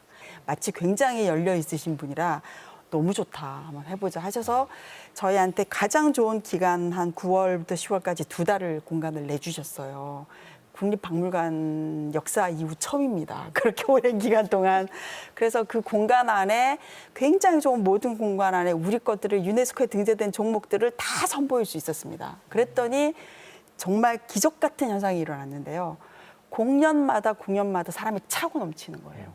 그런데 아무 생각하지 못하고 그냥 박물관을 왔는데 우연히 만난 우리 공연이 너무 근사한 거예요. 근사한 공간에서 최고의 정말 예인들이 모여서 함께하는 것을 보다 보니까 정말 어린아이부터 할아버지, 특히 외국인도 굉장히 많이 오셨거든요.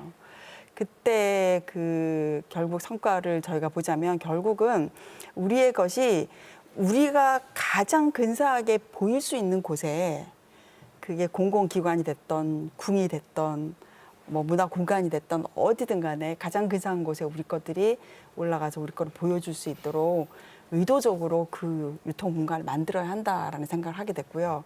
실제로 거기 참여하셨던 명의 선생님들도 뭐라고 말씀하셨냐면 내 생에 이렇게 많은 관객은 내가 처음 만났다. 죽어도 한이 없다. 정말 이런 말씀을 하셨어요. 그 정말 수천 명이 모여서 그 계단에서 우리 종묘 재래악을 한 8,000명 가까이 모여서 보셨거든요. 그 광경을 보는데 정말 가슴이 뜨거워지더라고요. 근데 결국은 온라인 플랫폼도 중요하고 오프라인, 특히 우리 국민들이 어디 가서든 뜨겁게 우리 음악을 경험할 수 있는 그런 공간을 만들어주는 거, 이게 너무 우리한테 필요하겠다. 또 공공기관이 청사님께서 더 많이 열어주셔서 지금 궁에서도 열어주시는데 그런 작업들이 더 많이 확장된다면 좋겠다는 생각을 해봅니다. 이제 우리 것이 점점 더 세계 속으로 들어가는 그걸 느낀다. 지금 이 말씀하고 이렇게 접목시켜 보면 이게 또 세계로도 퍼져나가는, 그죠? 저희가 얼마 전에 외국분들 모시고 상영회를 했거든요. 근데 상영회 전날 진짜 많이 떨리고 긴장되더라고요. 뚜껑을 열고 보니까 깜짝 놀랐어요. 뭐냐면 일단은 판소리라는, 그러니까 판소리 장르를 이제 주로 다루고 있긴 하지만 우리 영화 안에서 뭐 민요라든가 판소리라든가 경기소리라든가 이게 다 다양하게 녹여져 있는데 한국의 소리가 이렇게 아름다운 것이었냐. 이건 공통적으로 나오는 얘기였어요. 두 번째는 뭐였냐면 이게 되게 놀라운 지점인데 그날 나왔던 칭찬이 우리 영화를 보고 난 다음에 완벽한 번역을 봤다는 거예요. 제가 그때 뭘 느꼈냐면 이거 생각보다 지금 우리 컨텐츠가 세계화되고 브랜드화되는 건 맞는데 외국 분들한테 다가가는 거에 있어서 그분들 소통이 중요하잖아요. 소통에서는 가장 핵심적인 것이 번역인 거예요. 그 번역을 다 볼 수는 없잖아요. 그 컨텐츠들을 약간 아이콘을 보면서 이게 골라야 되는데 30초에서 1분 정도 되는 트레일러가 있었으면 좋겠다. 사용 설명서, 그러니까 아티스트에 대한 사용 설명서까지를 사실 1분 안에 다 넣을 수 있거든요. 근데 이런 것들을 정말 우리 문화를 잘 아는 외국분의 번역이 필요할 것이며 그 트레일러는 그러니까 일단 프리뷰를 봐야지 자기가 볼 수 있는, 골라서 볼 수 있는 어떤 게 있으니까 그런 부분들이 꼭 이렇게 같이 감안해서 이렇게 작업이 되면 좋겠다라는 점이 저는 생각이 됐고. 제가 영화 귀향 개봉할 때 조 감독님 처음 뵀거든요. 그때는 이렇게 말씀을 술술 잘하는 분이 아니셨어요. 네, 그렇죠. 몇 년 사이에 놀랍게 달라지셨습니다, 감독님. 좋습니다. 네, 그때는 정말 그 이금희 아나운서님을 너무 당황시켰거든요. 아니, 아주 좋습니다. 우리 것이 그만큼 뭐랄까 이렇게 살아나는 그런 느낌이 저는 더불어 들어서 아주 좋았습니다. 감사합니다. 김희정 교수님 말씀 듣고 보니까 정말 온라인 시대의 유통에 대해서 우리가 더 진짜 연구할 거 많고 네네. 더 좀 아이디어 얻을 것도 많네요. 제가 이 유통 문제는 사실은 제가 창작자로서도 굉장히 좀 정말 가장 어떻게 보면 심각한 문제죠. 이렇게 생각하는 문제인데 뭐냐면은 뭐 이제 국가에서 창작 기금 뭐 해서 많이 이제 지원을 해주잖아요. 근데 창작을 하면 뭐 합니까? 그게 이제 소멸이 돼서 그 다음 두 번 다시 공연이 안 되는, 또 두 번 다시 연주가 안 되는 그런 음악들이 너무 많은데 아마 국악 창작회도 거의 똑같을 거라고 제가 생각을 합니다. 근데 다만 이제 저희가 많은 종류의 공연이 서구 사회에 가서 인정을 받아야만 마치 그게 훌륭한 공연인 것 같은 그런 어떤 좀 생각이 좀 있는 것 같아요. 그래서 제가 그런 면에서 볼 때 일단은 우리가 뮤지컬 시장 얘기를 할 때 우리나라 뮤지컬 대단하지 않습니까? 3, 4위 늘 왔다 갔다 하죠. 그럼에도 불구하고 1, 2위랑 비교를 해보면은 웨스트엔드와 브로드웨이를 한중일을 합쳐야지 하나의 시장 규모가 나온다 할 정도로 그 우리나라 아직 시장이 작습니다. 근데 여기 안에서 계속해서 뭐 국악하시는 분들 만나면 그런 얘기 항상 하시죠. 국악 사람들 많이 안 듣는 것 같아요. 국악 아직 부족한 것 같아요. 근데 사실 제가 클래식 음악을 한 입장에서 보면은 국악은 좀 그 지원이 아까도 얘기했지만 국립기관에서 많은 지원을 하고 있다. 근데 지원이 그렇게 약하지 않거든요. 지원에 대한 의존율이 좀 높지 않는가 그런 거를 상황으로 놓고 볼 때 그럼 과연 유통까지 계속해서 지원을 해야 되는 지원책을 계속해서 만들어낼 것인가? 그럼 결국에는 답은 하나입니다. 시장에서 살아남아야 돼요. 그래서 국악을 사람들이 티켓을 실제로 가서 뭐 우리 문화 외교 사절로 나가는 거 아니고 수교 사절로 나가는 거 아니고 나가서 무조건 티켓을 사서 볼 수 있을 정도의 경쟁력을 갖추는 게 사실은 유통에서 살아남을 수 있는 방법이라고 생각을 하거든요. 가까이에 있는 적어도 한중일과 함께 연대를 해서 시장에 대해서 좀 더 큰 연구를 하는 그런 정보가 굉장히 중요하지 않는가 그런 생각을 해봅니다. 제가 오늘 자료로 싱가포르 차이니즈 오케스트라 보여드리려고 갖고 나왔는데요. 이 작품은 좀 부끄럽습니다만 제 작품입니다. 제가 장고 앙상블과 전자장고 앙상블을 위해서 작곡한 곡이고요. 이 곡은 2004년도에 홍콩 드럼 페스티벌에서 위촉을 받은 곡입니다. 이 차이니즈 오케스트라 중국 민족 교향악단이라는 게 어떤 오케스트라냐면 상당히 서구화되어 있는 오케스트라인데 우리나라의 국립국악 관현악단 같은 악단이죠. 근데 중화권이 워낙 크기 때문에 중화권 내에서만 거의 150개가 넘는 그리고 아마추어 뭐 학교에 있는 오케스트라까지 합치면 300개가 넘는 그런 이제 관현악단이 있어요. 그래서 상당히 대중화돼 있고요. 근데 이 중국 관현악단이 대중화되기까지는 사실은 어떤 노력이 있었냐면은 정말 남의 것을 문화를 모두 흡수를 해서 자기 것을 만드는 그런 노력을 했기 때문입니다. 그래서 홍콩 이제 드럼 페스티벌 같은 경우도 전 세계에 있는 드럼한테 모든 협주곡을 돌아가면서 위촉을 했어요. 그래서 레파토리 개발을 하고 계속해서 그 드럼에서 또 배우고 서로 이제 교류하고 소통을 하면서 자기네들의 레파토리를 지금 구축해서 만들고 있거든요. 그렇기 때문에 그렇게 많은 민족 관현악단이 중국 내에서 관객한테 관심을 받으면서 이렇게 끌고 갈 수 있는 거기 때문에 뭐 제가 계속해서 지속적으로 이 얘기를 드리는 것 같은데 서로 개와 고양이와 공룡과 심지어 피카츄까지 한 우리에 넣고 이제 섞어쳐가지고 새로운 생태계를 만들고 시장의 확대를 하는 것이 유통에서 중요한 것이 아닌가 그렇게 생각을 합니다. 오늘 여러분과 제6회 대한민국 민속악 포럼을 함께하고 있는데 오늘의 주제가 바로 국악 진흥을 위한 국가기관의 역할이잖아요. 그래서 이제 마무리할 때쯤 이제 이 얘기는 반드시 짚고 넘어가야 돼. 지금 교수님 말씀하셨잖아요. 살아남아야 된다. 근데 손혜 선생님, 살아남기까지는 사실 연어가 돌아올 때까지 보호를 좀 해줘야 하는 거잖아요. 사실은 우리가 기다려주고 실패가 다시 성장해서 성공이 될 때까지 그 실패의 기간들을 인정해주고 기다려줘야 되는 사회적 분위기가 좀 필요한데요. 안타깝게도 우리 대한민국의 정책들, 특히 문화 정책에서는 늘 새로운 창작을 지원하는 프로그램은 굉장히 많은데 실패한 창작 프로그램을 다시 업그레이드 시킬 수 있는 기회를 주는 프로그램은 거의 없습니다. 그러니까 그걸 되게 안타깝게 생각하는데 우리가 핀란드의 그 실패의 날이라고 하는 그 아예 국가가 날을 정하고 실패의 날. 실패의 날, 네, 실패의 날이라고 아예 정해서 핀란드가 사실은 그 핀란드 대표 기업이었던 노키아가 몰락하게 되면서 어마어마한 충격을 받게 됐습니다. 어떻게 우리를 대표하는 기업이 저렇게 망할 수가 있을까? 사실은 그 노키아의 몰락을 보면서 핀란드에 굉장히 많은 젊은이들이 좌절을 했고요. 그 중에 한 창업 동아리에서 이거는 우리가 넘어갈 수가 없다. 이 실패를 우리에게 거울로 삼을 수 있는 기회가 돼야 된다라고 해서 실패의 날을 제안을 했습니다. 그래서 국가에서 10월 달에 한 날을 정해서 실패의 날로 정하고 그 핀란드에서 의미 있는 실패들을 다 모아서 자랑스럽게 실패를 이야기합니다.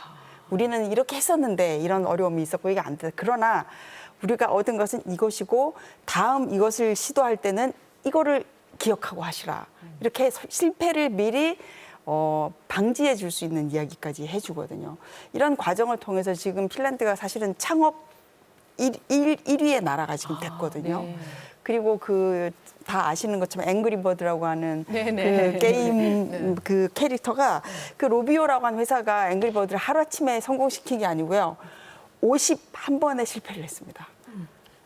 51번의 실패를 통해서 그럼에도 불구하고 그 실패를 포기하지 않고 계속 가져갈 수 있는 국가적 지원, 그다음에 국민들의 또 지지 이런 것들이 사실은 결국 앵그리버드를 세계적인 캐릭터로 만들어내게 된 거거든요.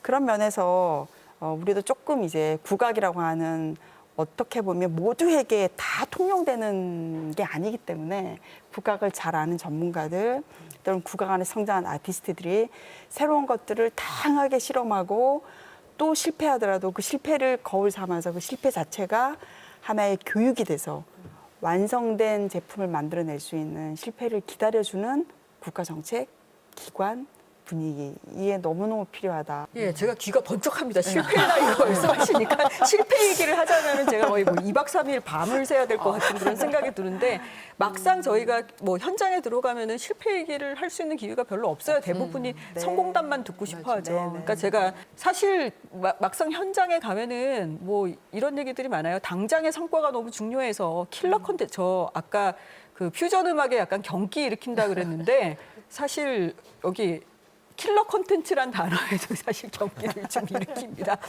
킬러 콘텐츠는 사실 돈을 벌어야 되는 사업을 하는 민간에서 해야 되는 작업이라고 생각을 하고요. 공공기관에서 해야 되는 작업은 좀 더 기초적인 작업이라고 생각을 할 때 제가 뭐 제 경험에서 생각나는 거는 이제 바스티유 오페라 같은 경우에서 제가 무대 제작을 하는 과정 중에서 얻은 그런 어떤 교훈이 있는데요.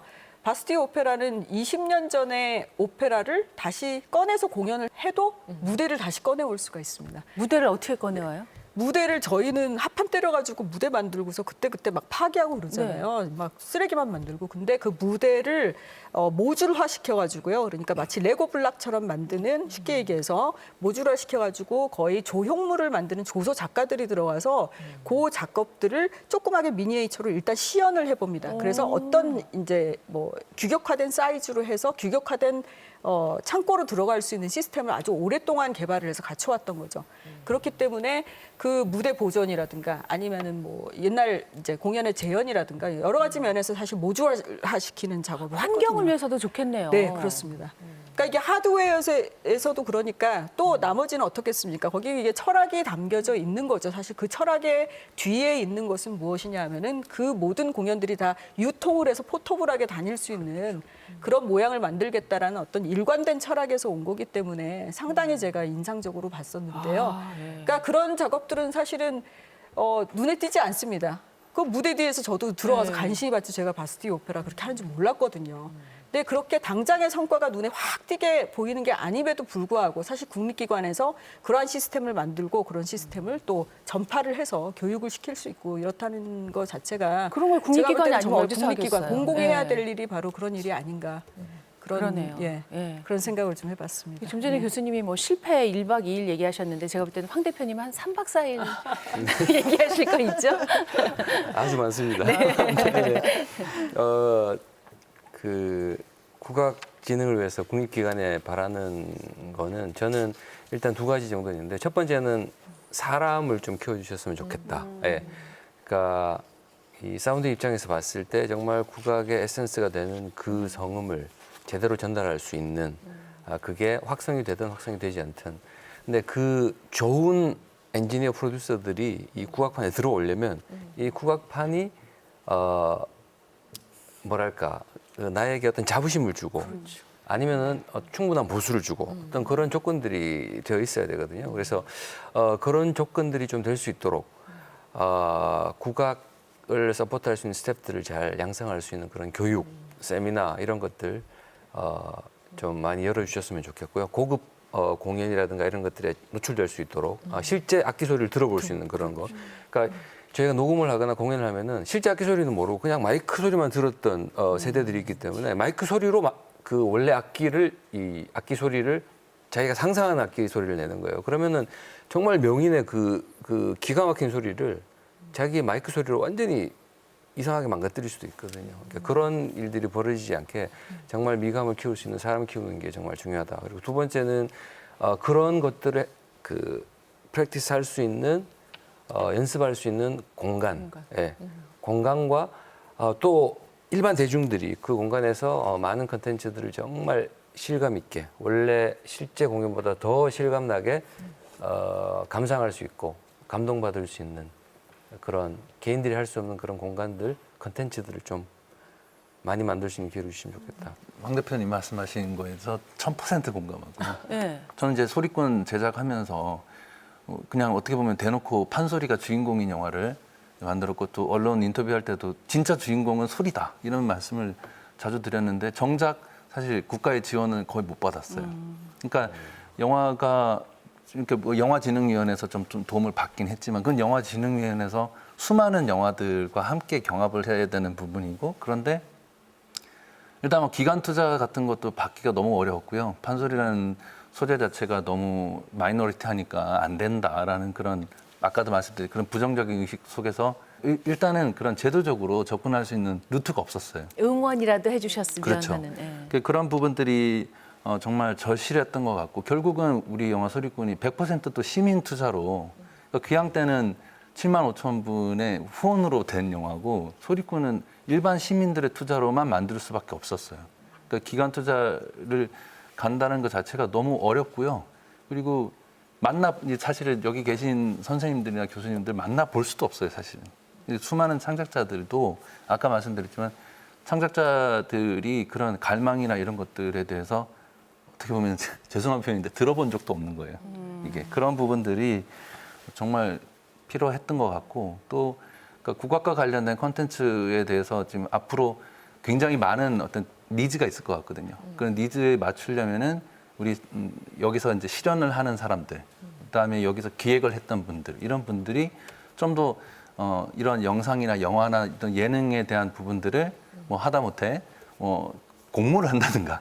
그래서 정말 비용의 문제가 아니라 예능이나 프로그램의 공모나 이런 공모를 해서 그게 대해서 이렇게 하면은 나중에 또 추가로 예산 지원을 해서 뭐 프로그램 제작에 도움을 준다든가.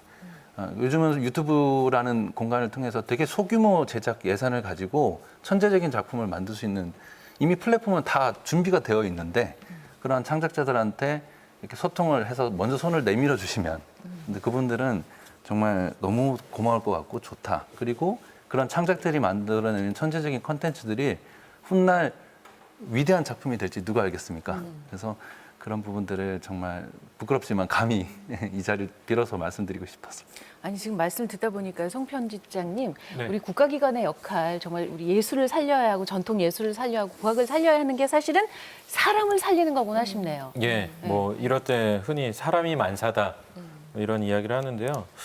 역시 저도 뭐 비슷한 맥락이라고 볼 수가 있겠는데요. 사람을 키우는 것도 중요하지만 어느 정도의 교육 과정을 통해서 성장하고 성숙된 사람을 다시 키우는 것도 중요합니다. 일종의 재교육 시스템이라고 할 수가 있겠는데요. 제가 이런 포럼을 나올 때마다 조금 안쓰러운 거는, 이렇게 사실은 이 포럼의 구성원이 20년, 30년 전에는 꿈도 못 꿀 구성원입니다. 국악을 논하는 자리에서 영화 감독이 나온다, 음향 엔지니어가 나온다.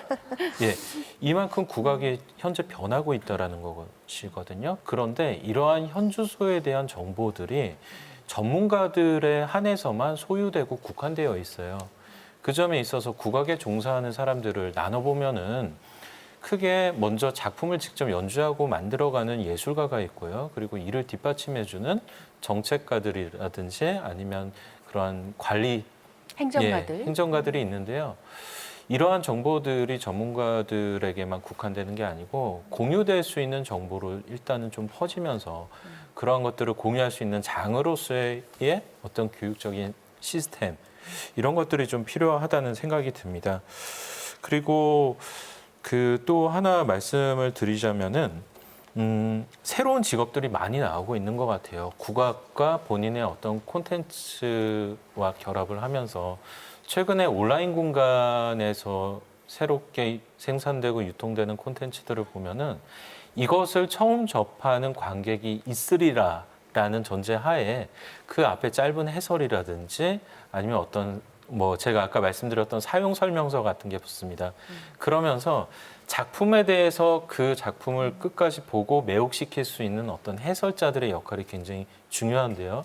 이 점에 있어서 뭐 작품에 대한 새로운 뭐 안목을 전해주는 뭐 해설 노동자들이라든지 이러한 것들은 사실은 지금 이 시대가 키워야 되는 사람들이거든요. 사실은 난해하다고만 생각되던 현대 미술이 미술관에 전시되는 거로만 국한되지 않고 그것을 관객에게 연결해주는 어떤 설명자로서의 매개체, 즉 도슨트 문화가 사실은 현대 미술에 대한 호감과 호기심을 불러일으켰다는 그런 과정도 있었습니다. 그 점에 있어서 국악도 충분한 어떤 신비주의와 매력을 갖고 있는데 이것을 자꾸 풀어내는 그런 좀 존재들이 지금 이 시대에 더 커져야 되지 않을까. 그리고 또 드는 생각이 20년 뒤에 이 포럼이 다시 열린다면은 이 테이블은 더 넓어져 있고 더 많은 직업군에서 논하는 그런 분들이 나타나리라는 생각이 듭니다. 네, 그 해설 노동자는 저도 좀 할 수 있을 것 같고요. 그 해설 노동자를 꿈꾸는 분들에게 제가 스피치 말하는 그렇죠. 그 교육을 할 수도 있을 것 같고요. 네. 저도 좀 도움이 될 수 있다면 좋겠네요. 예, 맞습니다. 간신히 하나 꼈습니다. 이제 못할 때 되니까 여태까지 구경. 아까 얘기했던 이에노의 잉글리시 내셔널 오페라에는요 수화 통역가가 있습니다. 오페라 수화 통역가가 있는데요. 이거는 그냥 일반적인 수화 통역을 하는 것이 아니라 오페라를 완벽하게 외워야 되고 그다음에 입으로 노래를 똑같이 따라 불러야 되고 그다음에 오케스트라가 반주를 하고 있는 동안에는 댄스를 하면서 4분의 3박자, 4분의 4박자 이런 것까지 해주는 그런 굉장히 그건 이제 초전문가라고 할 수가 있겠죠. 네. 그리고 제가 아까 그 언론에 대해서도 살짝 말씀을 드렸는데 저도 이제 기사 쓰기를 몇 해 동안 해왔는데요. 이 용어에 대한 정립이 굉장히 어렵습니다. 뭐 여기 나와 계신 청자님도 언론인 출신이셔가지고 뭐 그런 경험이 몇 번 있으시리라 생각이 되는데요. 예를 들어서 신문에 궁중정제라고 적으면은 이것들을 독자들은 이해를 못합니다. 네. 그렇다고 풀어서 한국춤이라고 적으면은 또 춤이 갖고 있는 약간의 부정적인 어감 같은 것들이 곁들여지는데요. 이러한 용어의 정립부터 사실은 사람들이 친숙함과 뭐 약간 거리두기 이런 게 시작이 되거든요. 그래서 이런 것들은 좀 국립기관들이 한번 힘을 모아서 좀 좋은 매뉴얼을 한번 만들어 보면 어떨까 하는 생각도 듭니다. 오늘 거의 청장님하고 원장님 숙제가 한 각각 20가지씩은 되지 않을까. 근데 행복한 숙제 아닙니까? 아주 행복한데요. 네. 와, 이렇게 오늘 좋은 말씀을 듣고 내년에 이 정말 문화재청의 새로운 이런 사업에 정말 많이 지금 새로 바꿔야 되겠다는 지금 생각을 하고 있습니다. 여러분들 얘기 듣다 보니까 문득 이 생각이 드는데요. 예용혜 선생님이라고 우리의 그 국가지정 무형문화재를 인간문화재라고 이렇게 부르신 그분인데 이분이 그 궁의 대목수를 어느 날 만나셨대요. 그래서 이렇게 물어보셨답니다. 대목수를 하려면 그 어느 정도 그 뭐 인품이라든가 이 머리가 어느 정도 돼야 됩니까? 그러니까 대목수가 한참 그 영의정 정도는 돼야 되겠지요. 이렇게 얘기를 하시더라고요. 이런 긍지를 가진 우리 그 무형문화재 분들의 그런 그 정말 삶과 그분들의 그 정말 전수해 오신 그런 무형유산을 저희가 다루는 청으로서 앞으로 더 노력해야 되겠다는 생각이 들고 또 하나는 이제 아까 우리 여러분들이 얘기해 주신 걸 종합해 보면 청장으로서 정말 예산 더 많이 따고 이 문화재청 일하시는 분들 더 많이 모아야 되겠다 이 생각을 하고 있습니다. 그래서 제가 이제 내린 결론은 다다익선입니다. 우리 국악과 또 무형문화재 정책 전반을 통틀어서 앞으로 다다익선을 밀고 나가겠습니다. 무형문화재도 더 많이 지정하고 또 그분들 젊으실 때 활동비도 더 많이 드리고 또 저의 오늘 결론은 다다익선입니다. 꼭 해주시기 바랍니다. 알겠습니다. 원장님, 국악방송이랑 같이 포럼하니까 진짜 내용이 다르지 않습니까? 너무 고퀄리티에 보통 포럼하게 되면 발전자들이 와서 자기가 하고자 하는 얘기를 얘기만 이렇게 하고 뭐 토론 좀 하고 끝나버리잖아요. 딱딱하게. 근데 오늘 정말 너무 좋은 시간인 것 같고요. 이제 앞에서 우리 김희정 교수님 뭐 퓨전 얘기만 나오면 경치를 하신다고 말씀을 하셨는데 저는 새로운 시도는 굉장히 필요하다, 중요하다. 그러나 너무 걸러지지 않은 것들이 많이 생산되다 보면 혼란이 올 수도 있다. 그래서 저는 전통을 꼭 고집할 필요는 없지만 가능하면 전통을 기반으로 바탕으로 해서 새로운 것들이 좀 만들어졌으면 하는 바람이고요. 또 아까 손혜리 이사님께서 실패도 기회의 비용이다라고 말씀을 해주셨는데 깊이 공감을 하고 가장 안타까운 게 많은 예산을 들여서 작품을 만들어서 일회성으로 끝나는 거예요. 정말 이거는 너무 낭비이기도 하고 그래서 저는 장기적인 관점에서 레파토리 뱅크를 만들어서 하나의 예를 들어 춘향전이다 그러면 하나의 표본을 만들어서 넣어놓고 언제든지 다시 꺼내서 쓸 수 있는 그 연출자에 따라서 해석이 달라질 수는 있겠지만 그래도 어떤 연출가가 오더라도 그 틀에서 크게 벗어나지 않는 그런 레파토리 뱅크를 만들었으면 좋겠고요. 그러자면은 초연에서 부족한 부분 또 보완하고 또 재공연에서 또 부족한 부분 또 보완하고 뭐 이런 작업들이 좀 계속 돼야 되지 않을까라는 생각을 해봅니다. 저희는 이제 공연 콘텐츠 다양화로 지속 가능한 국악 생태계 또 저변 확대 또 일상에서 누리는 그런 공연 문화 환경 조성을 위해서 노력을 할 거고요. 저희 민속국악원이 할 역할이 그런 것이라고 생각을 합니다. 또 판소리나 창극들을 활용을 해서 세계와 신한류를 조성하는 데 앞장을 설 것이고요. 무엇보다 국립기관이 해야 될 역할 중에 가장 중요한 것은 전 개인적으로 정말 국악인들이 예술인들이 마음껏 자기의 기량을 펼칠 수 있는 판을 좀 많이 깔아줘야 된다. 그런 역할을 해주는 게 바로 국립기관들의 역할이다라고 생각을 합니다.